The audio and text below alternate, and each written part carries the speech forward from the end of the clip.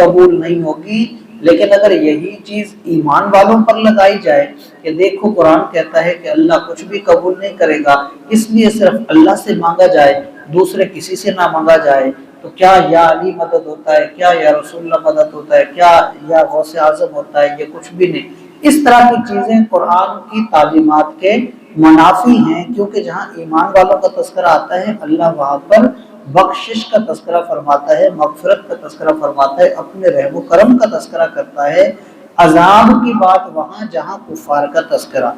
اب اس کے آگے اللہ تعالیٰ نے ایمان والوں میں سے جو لوگ پیچھے، کیونکہ چند آیتیں پیچھے ہمارے تذکرہ گزرا فساد کے حوالے سے کہ اللہ تعالیٰ نے فرمایا نا کہ جو ناحق قتل کرے اس کی یہ سزا یہ سزا، تو اس میں ایک چیز بھی بتائی کہ جو فساد والے ہیں ان کی بھی سزائیں ہیں، اور اسلام کی سزائیں در حقیقت زمین میں رحمت کا سبب ہے۔ اس لیے اب یہاں تذکرہ فرمایا کہ ایسے لوگ کہ جو زمین میں فساد کا سبب ہوں، تو ان کے حوالے سے کیا معاملات ہے؟ فرمایا یریدون ان یخرجوا من النار وما هم بخارجین منها ولهم عذاب مقیم۔ یہ پیچھے جو کفار کا تذکرہ ہوا، فرمایا کفار اپنے آپ کو بچا نہیں سکیں گے، وہ چاہیں گے کہ نکلے آگ سے لیکن وہ نہیں نکل سکیں گے، کیونکہ ان کے لیے ہمیشہ کا عذاب ہے۔ اور اب فرمایا والسارق والسارقۃ، جو چوری کرے چاہے وہ مرد ہو یا وہ عورت ہو، فرمایا فقطعوا ایدیہما، ان کے ہاتھ کاٹ دیے جائیں، جزاء بما کسبا، اور یہ ایک بدلہ ہے، ایک سزا ہے، نکالا من اللہ، ان کے کیے کی یہ اللہ کی طرف سے سزا ہے۔ تو اللہ ہی کی طرف سے حکم ہے، اللہ ہی کی طرف سے سزا ہے، یہ رسوائی ہے، کیونکہ انہوں نے جو عمل کیا چوری کرنے والا، یہ عمل غلط تھا، فساد کا سبب تھا، کسی کو تکلیف دینے کا سبب تھا، اس لیے اللہ تعالیٰ نے فرمایا کہ ان کے ہاتھ کاٹ دیے جائیں۔ وجہ کیا ہے؟ وجہ ہاتھ کاٹنا ظلم نہیں ہے، بلکہ اس لیے کہ اس خوف سے کوئی کسی کی چیز اٹھائے نہ۔ اس سے کیا ہوگا کہ جب چوری نہیں ہوگی تو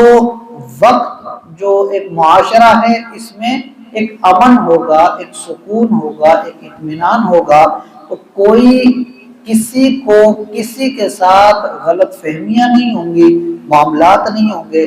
فساد ختم ہوگا تو امن کا ایک ذریعہ بنے گا۔ اس لیے یہ جو سزا ہے یہ بھی امن کی علامت ہے اور رحمت کی علامت ہے، اور اللہ تعالی کی طرف سے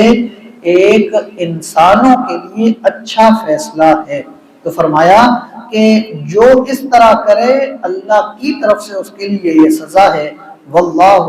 عزیز الحکیم، اور اللہ تعالی عزت والا بھی ہے، حکمت والا بھی ہے۔ مراد اس سے یہ بھی ہے کہ اللہ تعالی کی اس بات میں بھی انسانوں کے لیے فوائد ہیں، حکمت ہے، اللہ حکمت والا ہے، اس نے حکم دیا ہے تو اس میں فائدہ ہے۔ تو فرمایا ہاں فمن تابا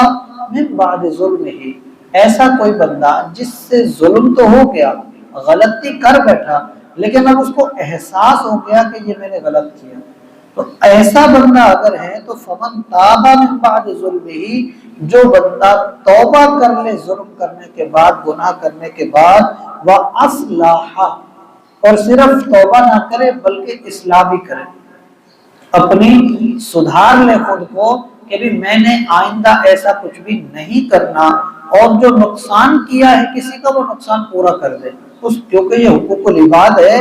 وہ اس کی چیز اس کو واپس کرے گا یا اس سے معافی تلافی کرے گا، تو یہ اصلاح ہے۔ فرمایا جو بندہ اصلاح بھی کر لے فَإِنَّ اللَّهَ يَتُوبُ عَلَيْهِ، تو پھر اللہ تعالیٰ اس کی توبہ کو قبول فرما لیتا ہے۔ إِنَّ اللَّهَ غَفُورٌ رَحِيمٌ، بے شک اللہ تعالیٰ